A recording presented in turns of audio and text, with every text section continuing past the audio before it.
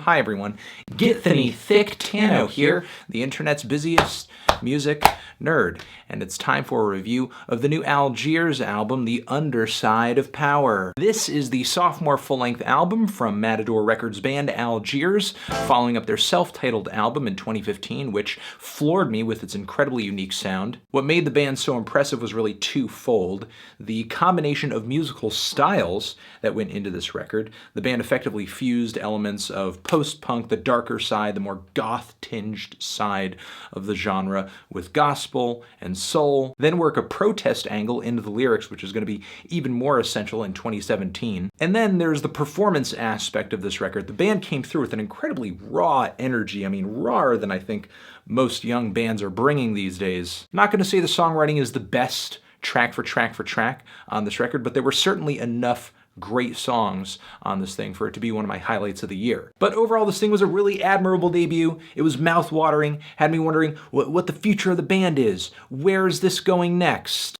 This is where it's going next, The Underside of Power. This is exactly the sophomore record that I wanted from Algiers, that Algiers should have put out. This is an album that blasts the sophomore slump out of the water. This album has a sound, a distinct direction. It feels like the post-punk and the soul elements are coming together a bit more seamlessly. The singles off this record are bigger too, and it sounds like as long as audiences are willing to have them, Algiers are here to stay. The band's playing sounds more intense to my ears this time around, namely the lead vocals from frontman Franklin James Fisher, who, yeah, he sounded like a bit of a madman on the last record, but here he's howling like a wildcat, or like some kind of ghost or specter that's been banished to hell. Case in point, the intro track on this thing, Walk Like a Panther.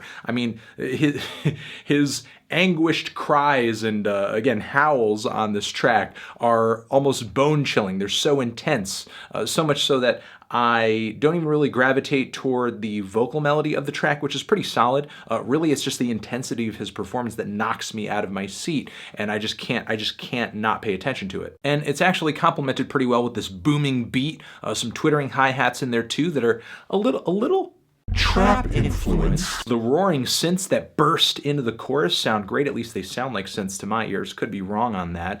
And then there are the twinkling John Carpenter style piano phrases that play throughout much of the track that add a nice depth of eeriness. And man, I just have to emphasize, Fisher's vocals on this thing, he sounds possessed. I get a similar instrumental palette off of the song Cleveland, which is another very bass-heavy beat. Jangling piano layers, what sounds like some choral vocal samples playing throughout the song too. It punches like a rock song, it punches like a soul song, but the production fundamentals come from the world of hip-hop. It just sounds like the band is getting way more creative with beats, with sampling on this record. I love that the band can bring together all of these different musical styles, all of these different sounds, these different disciplines, but still deliver a pretty uniform record. Despite instrumental changes like on Cry of the Martyrs, which has some gospel elements too in the vocals, but the nimble walking bass line, the skipping snare drums, and the guitars on this track provide a very different instrumental backdrop. Then there's the straight synth punk of Animals, which is a complete shock to the system. Love this track. The band plays well consistently from song to song to song, but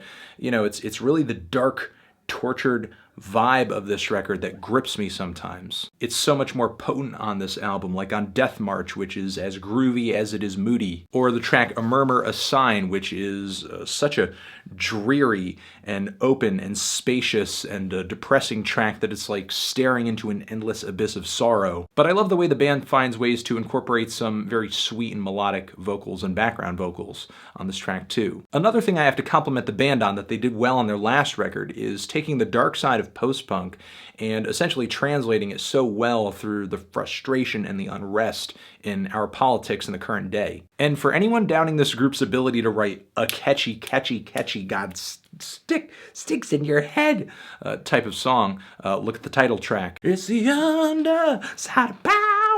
The band brought some decent hooks on their last record, but I didn't think that they would deliver one here that you couldn't not sing along with. There's a track in the middle of the record that brings a pretty beautiful, subtle dynamic to the very center of the album. Seems more like an interlude or, just like a mid-piece, just to kind of give the audience a bit of a breather. It's spacey, it's piano-led, it's kind of abstract, but abstract is the direction that a lot of songs in the latter half of this record go in. The song A Hymn for an Average Man is another incredibly spacious and despondent track. There's a beautiful crescendo in the second half that I love a lot. The dystopian new wave beats on the Plague Years instrumental were okay, but for whatever reason, I'm just completely enamored with the dark ambient drone on the song Bury Me Standing. It's like beautifully unsettling. It's so dark. It's so incredibly messed up. I didn't know the band was going to get this versatile in the span of just a couple of years. There's a solid closer on here with the cycle, the spiral. Obviously the production, it sounds like a bit more of a live recording or something. Like there's definitely a lot of cool, loose kinetic energy to the performance on this record, but it's nowhere near as punchy as a lot of the other tracks in the track listing, which does kind of make it a bit of a deflated finish, even if the performance is decent and the songwriting is pretty good. And as long as I'm complaining, I mean, overall the record does have kind of a weird flow. There are a few off tracks with some experiments that don't quite pan out in my opinion. And I do think the vocals can be a bit of a double-edged sword on this album. I mean, while they are more intense, they go harder on this thing, there are some points where they do overdo it a little bit or come off a tad melodramatic or just kind of a very hard pill to swallow. Generally though, I will say the vocal performances on here are great and bring the record a lot of personality. In addition to that, the production on this thing is very good. The songwriting, I would say, is a notch better than it was on the last album. The band's distinct style is getting even more bold and unique. The performances are there. Versatility is there too. Another really great solid album from Algiers. I think if the last one didn't convince people, this one certainly has more potential to do so. I'm feeling a light to decent 8 on this thing. Transition. Have you given this album a listen? Did you love it? Did you hate it? What would you rate it? You're the best. You're the best. What should I review next? There's a video next to my head over here I think you should check out. It's actually the review of the previous Algiers album. There's a link to subscribe to the YouTube channel. I can't talk right now. But yeah, watch that video, watch that other review, check out the past record if you haven't already, and I will see you guys in the next video forever.